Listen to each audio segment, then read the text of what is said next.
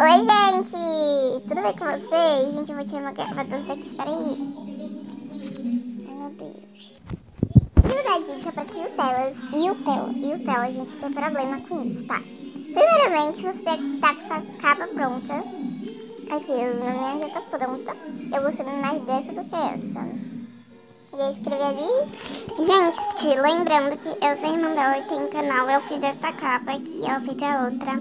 Só que o problema é que ela não gosta das minhas capas, gente. Olha que perfeição. Gente, ela não sabe gostar de nada.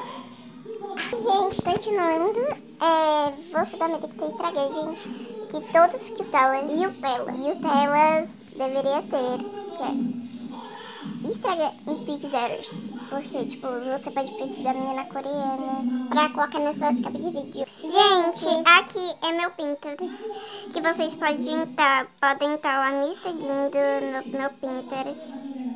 Porque ela não tem nenhum seguidor. Uma vergonha no ser humano. Aqui, gente, é umas meninas coreanas que eu posso estar utilizando pra vídeos. Qualquer pessoa. Mas eu gosto mais de fazer capa tipo de menina Tumblr, tipo Bela Fernandes.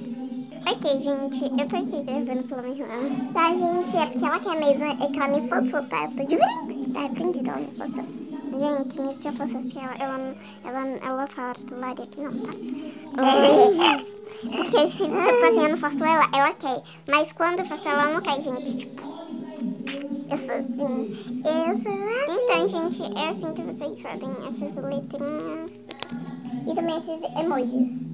Gente, todos os youtubers também tem que ter o Pinterest, porque vocês vão ter que ter pro Gboard, caso vocês queiram, né? Porque o Gboard é pra deixar o negócio não tipo assim, ó, que nem no meu. Aqui, ó. Ai, meu Deus. Aqui, ó, não assim, ó. Tipo, tá igual a... Ai, que minha irmã tá pesquisando aqui, ó.